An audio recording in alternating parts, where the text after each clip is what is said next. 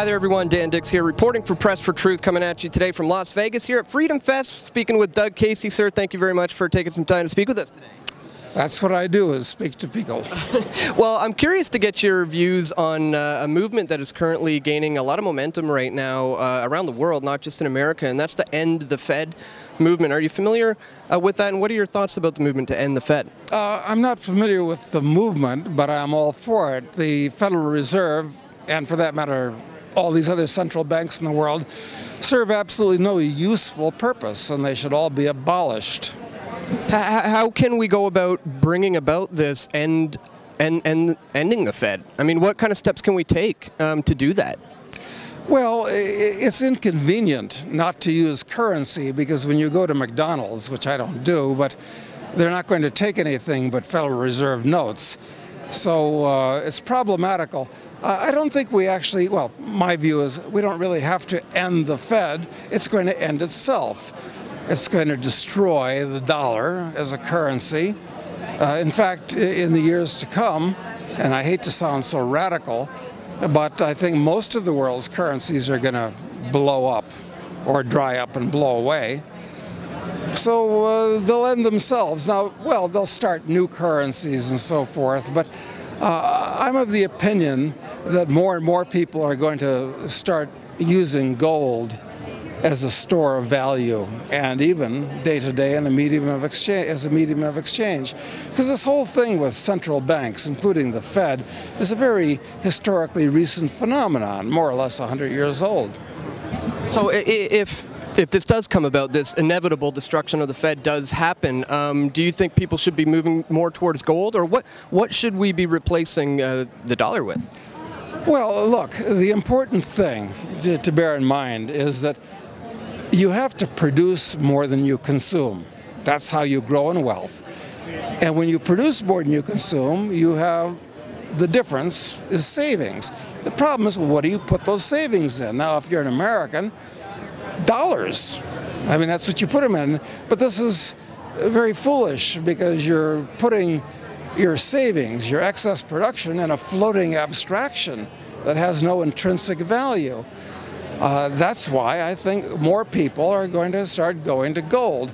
Although at the moment, I'd say only 1 or 2% of the American population would even have the foggiest idea of what we're talking about. So, yeah, well, some people might wonder if that is a safe thing to do. Do you think you know, a goldback currency is what we should be looking at? Well, I don't believe in a goldback currency. I think that gold is money and should be used as money. And why do we need a currency?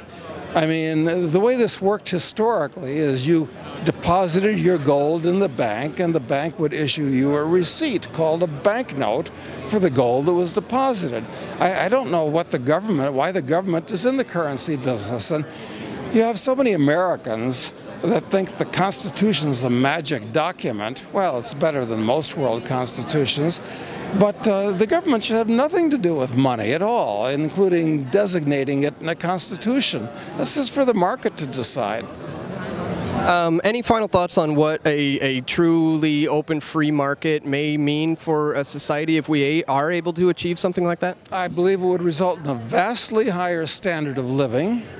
And if we had not had the institution of government in general, and central banks inflating currencies in particular, I think we'd have such a vastly higher standard of living, and we'd be so advanced that for all I know, we'd already have colonies on Mars. So how's this all going to end? I don't think we have to work to abolish the Fed. It's going to destroy itself, and it could get out of control. For all I know, that sweet-looking old grandmother, Janet Yellen, is going to wind up hung by her heels from a lamppost as people get pissed off about having their life savings in dollars destroyed in the years to come. And then things will get worse, not better.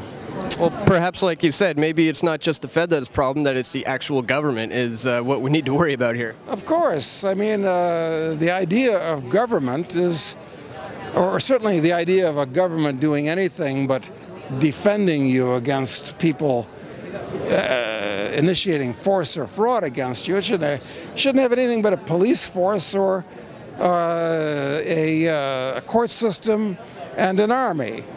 But these things are too important to be left to the kind of people that go to work for a government. So, no, I've been an anarchist for many years. But it's pointless talking about this type of thing to a broad audience because the average person is not in his scheme of reality. So we're just amusing ourselves right now. Well, you may be surprised. There is people are starting to kind of wake up to these issues more and more. The movement is beginning to grow, and hopefully, with interviews like these, we can get more and more people on board. That's a good point. I'm certainly no Christian, but as Jesus said, let those who have ears hear. Yeah, absolutely. Well, hopefully people will have the ears to hear and the eyes to see with. Thank you very much for speaking with us. Well, pleasure was mine. Thank you.